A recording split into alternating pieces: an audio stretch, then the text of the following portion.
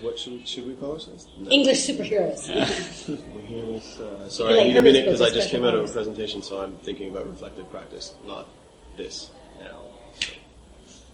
And feel free to meander and talk about whatever. Like, if you just saw something in the presentation that made you think of Jeff is really good at editing. Oh, okay, perfect. Sure. So you can edit me. You can edit me. No, at the beginning and end, anyway. Yes. Start point, end point. Fiona Copland. So you've been practicing. I have been practicing. Okay. So since Fiona has to leave, we should probably get started. Okay, let's do that. Are you ready? Okay, you're on? Okay, we're here with Joe Dale and Fiona Copland and Barbara Hoskins Sakamoto and Kalyan Chattopadhyay. And they're 4 of the 5 presenters for the Young Learners Pre-Conference Workshop. And we're just going to have a quick chat with them about what they think the challenges are going to be for young learners in the immediate or not so immediate future. So we're going to start with Joe. Okay. Well, I think some of the challenges for young people is making the curriculum relevant for them in the 21st century. And I think in my presentations I've been talking about lots of ways of using new technologies in order to be able to achieve that. So I think it's very key that as teachers that we make it we make the curriculum as relevant as possible by involving the interests of young people, and that's how we embrace change. Excellent. Fiona. Yeah, I think one of the major challenges is one of equality for young learners, because it seems to me that in some countries, and even within countries, within schools and then within classrooms, some children have advantages in learning English, while some children are not being advantaged by learning English.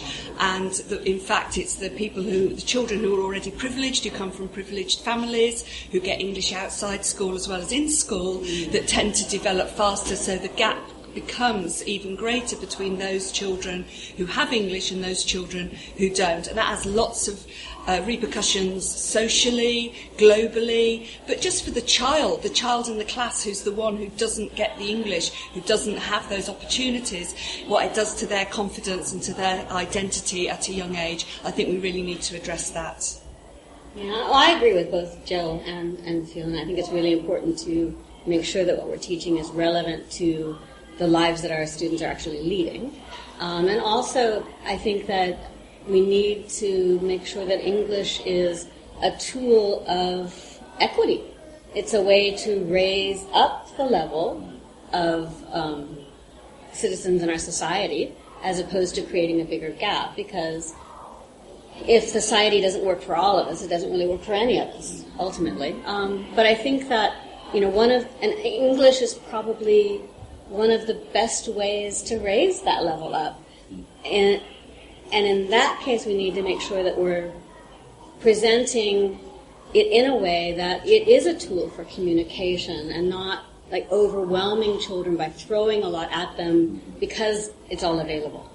Right? Knowing that cognitively they're still children and they still have to have things developmentally appropriate, and we need to protect them online, and we need to not assume that everything is going to be naturally intelligible to them just because they've seen it on TV or just because they have exposure. But I think that by doing that and teaching in a way that is like building skills and building the ability, using the technology that they do have available to connect those resource low contexts with children in other parts of the world, we do a lot to actually raise the standard for everyone, I think.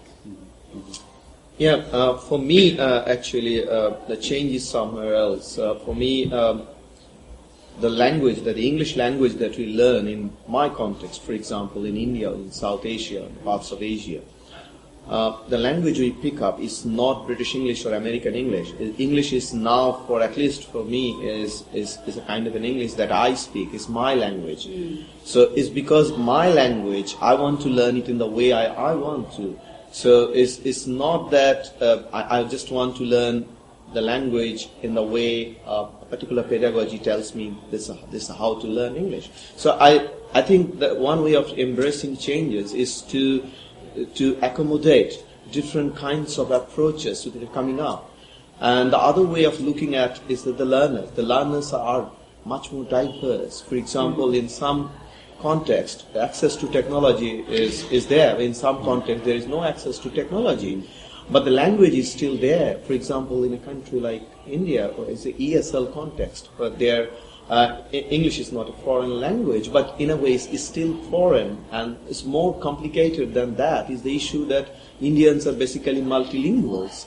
So when a learner is coming to learn a language, whether it's an English medium education, which you call EMI, English medium instruction, even then the learner is a multilingual learner and is learning English, maybe the school subject as the first language, but actually when we look at the home and the other social spaces, is the third language or the fourth language or maybe the fifth language.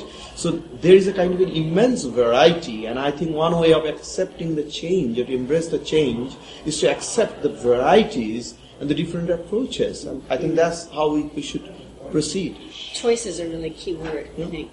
We all have a lot of choice now Yep. as teachers. Interesting, informative, from 4 inspiring and amazing young learner educators. See you later.